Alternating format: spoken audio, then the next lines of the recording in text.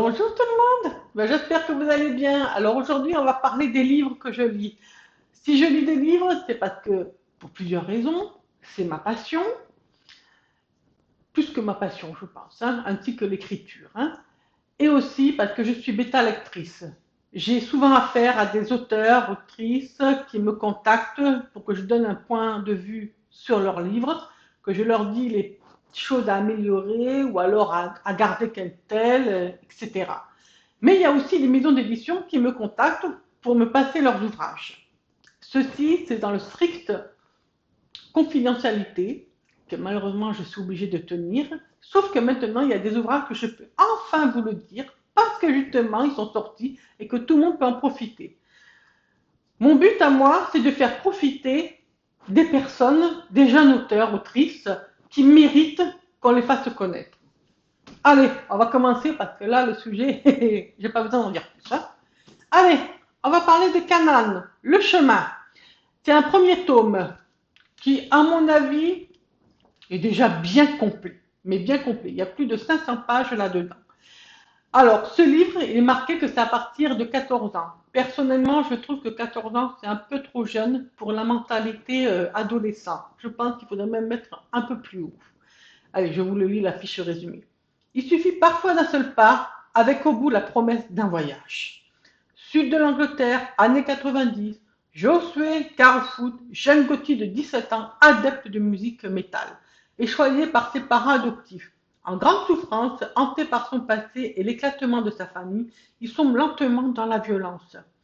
À des centaines de kilomètres aux portes de Londres, sa sœur Esther vient d'atteindre sa majorité. Elle se prépare à quitter l'affreuse famille Gunther, où elle avait été placée.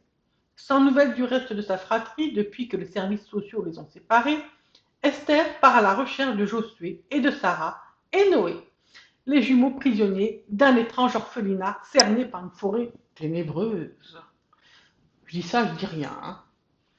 Cette quête sera pour tous les quatre le point de départ d'une incroyable épopée, un parcours initiatique fait de rencontres tour à tour prodigieuses et terrifiantes, de combats épiques et d'expériences surnaturelles. Parviendront-ils à faire les bons choix pour enfin se retrouver? Ce livre, j'ai adoré. J'ai adoré parce que on parle beaucoup des humains, on parle beaucoup des enfants, de leur situation, de ce qu'ils vivent pour grandir, pour être dans un âge adulte. Ce sont des enfants qui ont été meurtris par la vie, séparés très tôt de leurs parents, séparés très tôt des personnes âgées. Ils ont été, je dis ça, mais il faut que vous le lisiez pour que vous compreniez quand même, hein. Et en fait, ces enfants séparés, ils vont apprendre un par un à survivre dans un monde qui est uniquement fait d'adultes.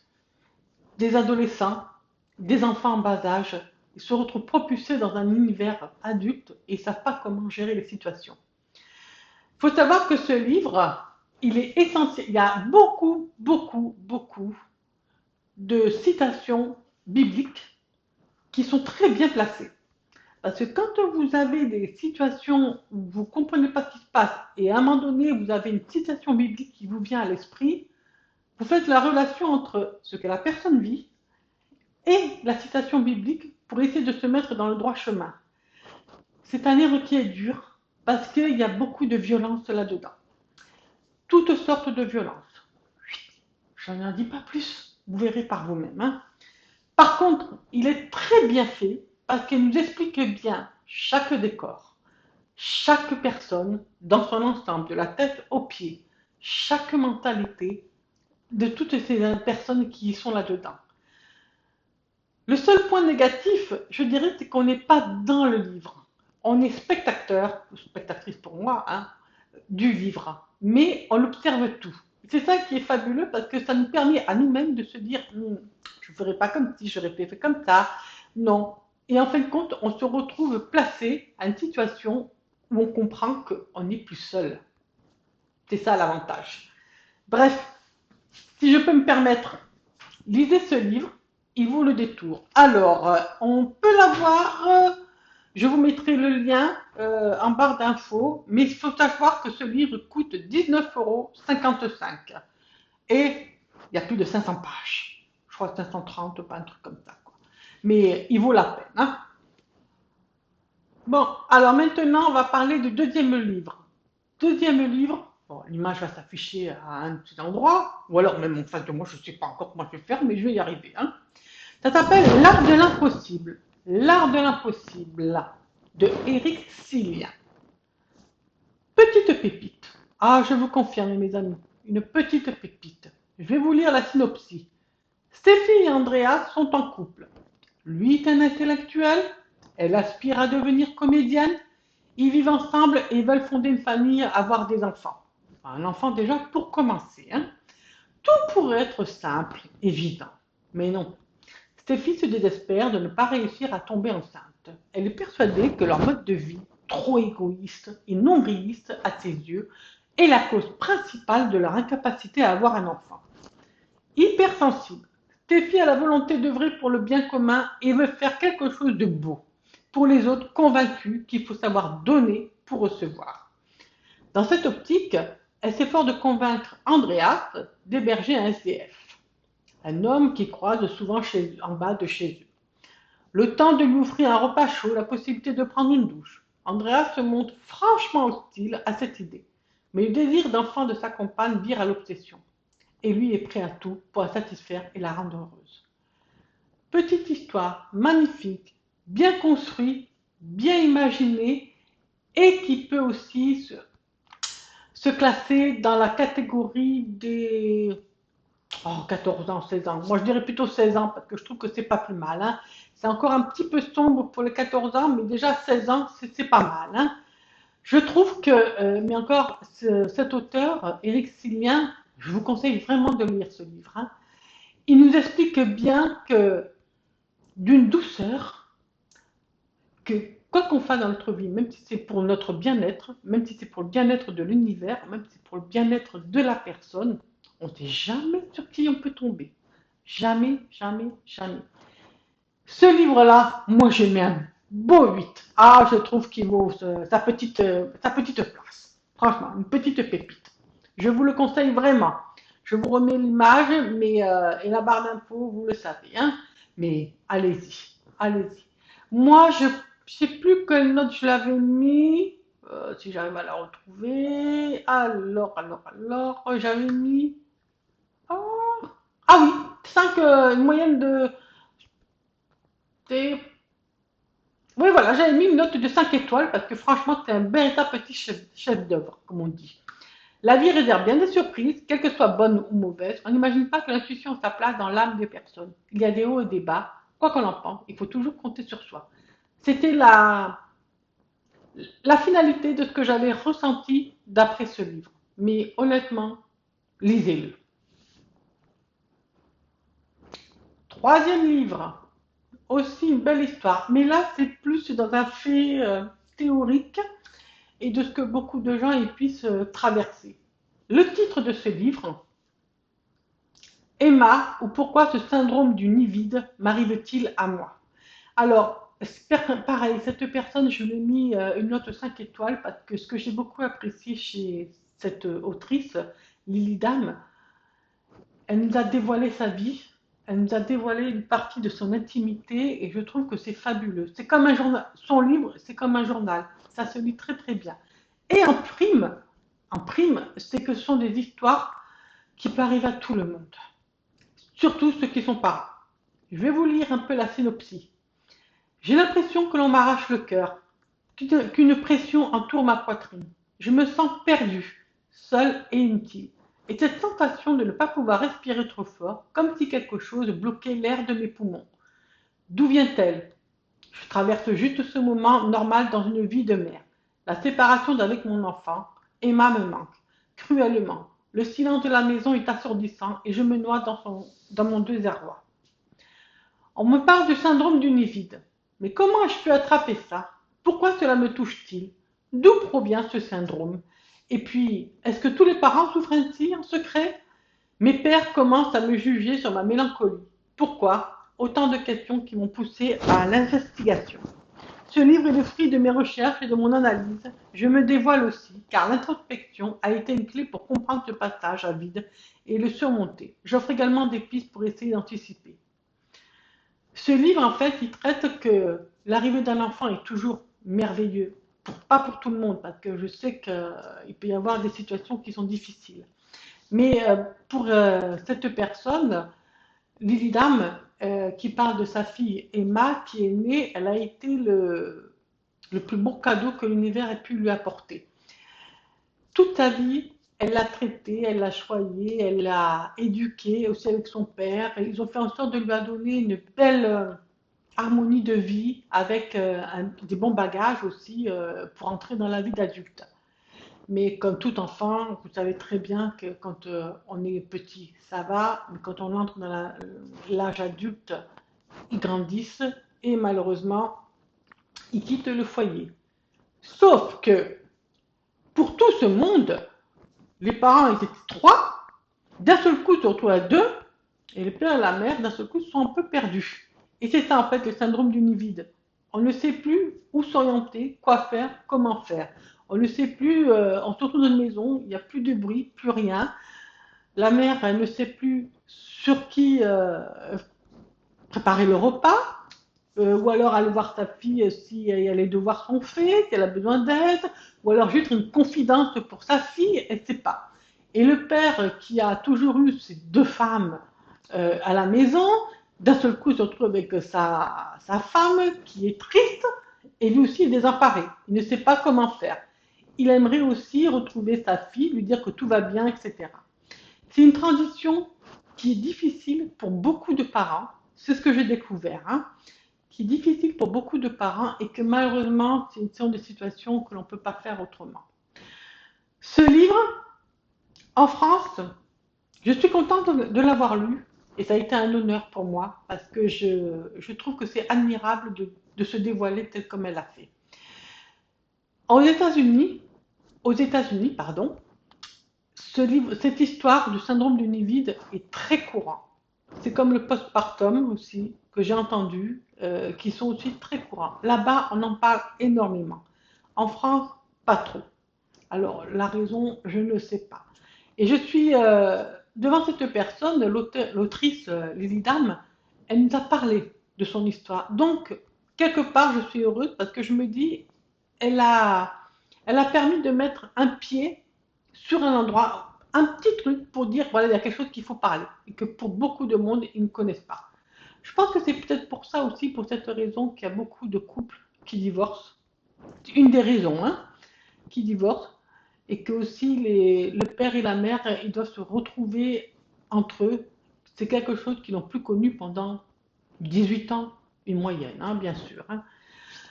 Je vous le conseille vraiment, il vaut la peine. Pour moi, malgré tout ce qu'il y a eu, ce livre, il mérite un 10 sur 10. Parce que ça peut arriver à tout le monde et je le conseille vivement. Donc, note 10 sur 10. On passe au prochain. Bon, maintenant, on va parler du prochain livre qui, je pense, pourrait vous intéresser. Ça s'appelle Watcher. Alors, bien sûr, hein, l'image quelque part, je ne sais même pas où, je verrai à un moment du montage de la vidéo. Alors, Watcher, c'est la synopsis. Néa meurt un soir de décembre, pour couronner le tout. Hein. Renversé par un chauffard, quand son cœur se remet à battre miraculeusement et que la vie lui offre une seconde chance. Tout le monde s'extasie, mais la jeune femme est hantée par d'étranges rêves et une mystérieuse ombre ailée qui semble désormais planer au-dessus d'elle. Sans compter Eric Sullivan, le flic aussi troublé que troublant, qui est bien décidé à les mettre à nu, elle et tout ce secret. On en parle de ce livre, hein? Madre mia! Oh là! C'est une sacrée histoire, hein, je peux vous le dire. Hein? La jeune fille qui meurt, qui revient à la vie, miraculeusement, qui a des trous de mémoire. Sa mère est là, elle s'inquiète, elle pleure, elle ne comprend plus rien. Le flic qui cherche à savoir, à comprendre qu'est-ce qui se passe, c'est tout. L'ombre ailée. Wow. Mais elle se questionne toujours. Elle se dit, qu'est-ce que je fais, où je vais, etc. Impressionnant. Ce livre-là, bien 4, 5 étoiles, c'est parfait, il n'y a rien à dire.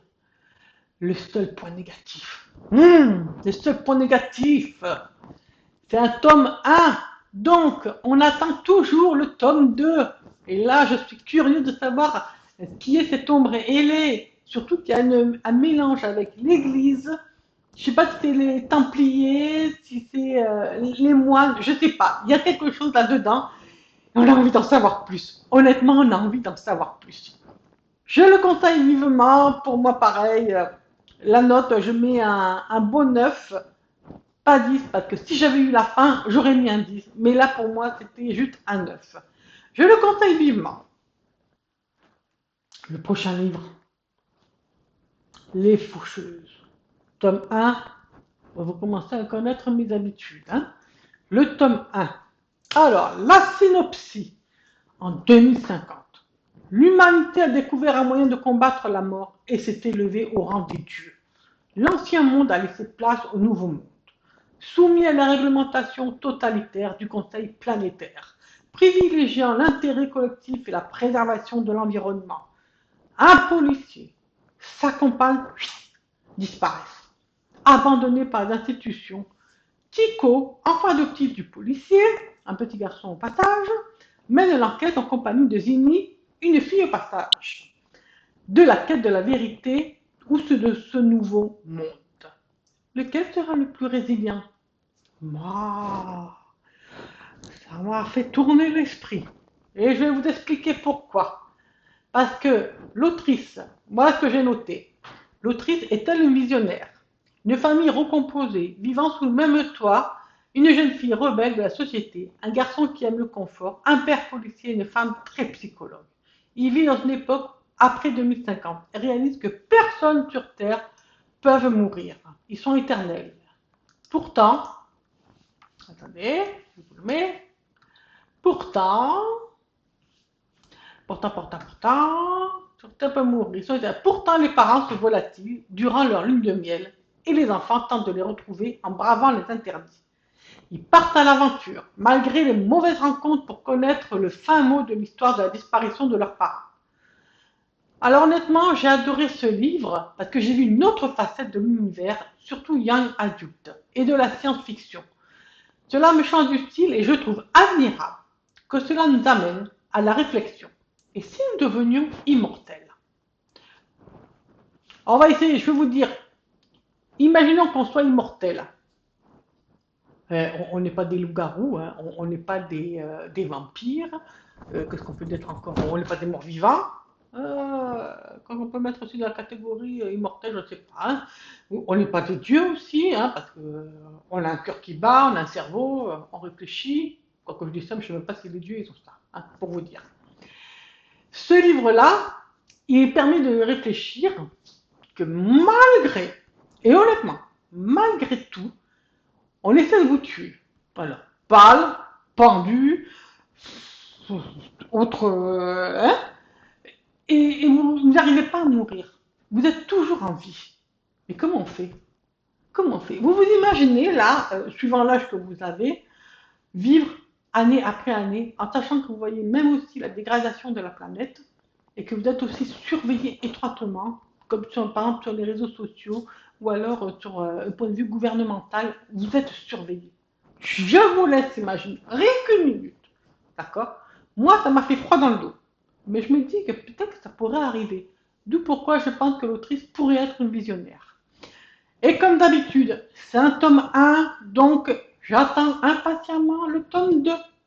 Je ne sais pas quand est-ce qu'il va arriver, mais il va arriver, ça c'est sûr. Hein. Alors pour elle, j'ai mis une belle note, 5 étoiles aussi, et je trouve que il vaut la peine de le lire. Il vaut la peine de le lire. Et là, ce livre peut même se lire par tout le monde. Il n'y a pas trop. Quoique même à partir de 14 ans, c'est parfait. Hein. Je vous le conseille vivement. Alors maintenant, on va parler du dernier livre. Alors, je vais vous expliquer pourquoi je l'ai mis en dernier. Il y a une raison toute simple, c'est parce que ce livre, je l'ai lu, mais il n'est pas encore édité. Il sera en ligne à partir de la mi-juin. Alors, le titre, vous l'avez déjà le livre affiché, Enamorada, quand le cœur a ses raisons. Alors, elle a marqué le titre comme ça, Enamorada. J'ai lu le livre Et je pense qu'en fait, le titre réel, c'est En amor Ada. Je pense que ça veut dire ça. Et si vous connaissez un peu l'espagnol, moi je ne connais pas l'espagnol, mais de moi-même, j'aurais dit En amour rien. Non, nada, je sais pas. Bon, enfin bref, je dis n'importe quoi, mais voilà. Hein, donc, c'est En amor Ada. Alors, ce livre, je vais vous lire la synopsis, je vous donnerai après mon point de vue. Elle le déteste, il la convoite. Deux hommes, un cœur, une décision difficile. Suite à un tragique accident, Iris, professeur à Lyon, hérite de la maison de vacances familiale dans le nord de l'Espagne, en Asturie. Au-delà des paysages paradisiaques et des souvenirs, alors entre nous, là, quand j'ai lu ça, ça m'a donné envie d'y aller, hein, pour être honnête avec vous. Hein. Revenons à synopsis. Elle renoue le contact avec Adrien, le berger voisin. Leur relation houleuse va lui faire vivre de vraies montagnes russes jusqu'à ce que le sombre secret d'Adrien soit révélé. Mais Iris est également courtisée par le bon Martin, un de ses étudiants qui met tout en œuvre pour lui prouver sa sincérité. Et il faut dire qu'il n'est pas insensible à son charme enjôleur. Quand l'amour se mêle à l'équation délicate des relations humaines, il nous faut parfois faire des choix douloureux. Une romance pas ici où l'amour capricieux n'épargne personne. Et j'ai adoré ce livre. Ah, moi, je lui mets la note 10 sur 10, l'étoile 5 sur 5. J'ai adoré. Honnêtement, j'ai adoré. Oh là là. C'est une très belle fin, c'est une belle histoire d'amour, romance et tout. C'est génial. Génial, génial, génial. Alors, je vais vous dire ce que moi j'ai marqué. Pour vous dire, hein. D'ailleurs, oui, c'est bien ça, la note était bien 5. Hein. Une histoire dont on a envie d'être Iris. J'ai rarement eu l'occasion d'être prise dans l'histoire, mais Iris, une professeure qui, à la mort de ses parents, hérite des biens dans une maison à Cudillero, apprendra à ses dépens que l'avenir se synchronise avec beaucoup de surprises. Son cœur balance entre deux hommes. Martin, un jeune étudiant qui embrasse la passion pour son enseignante. Un Espagnol, Adi, autrement dit Adrien, est un ami d'enfance d'Iris. J'ai dévoré ce livre en seulement 2 jours.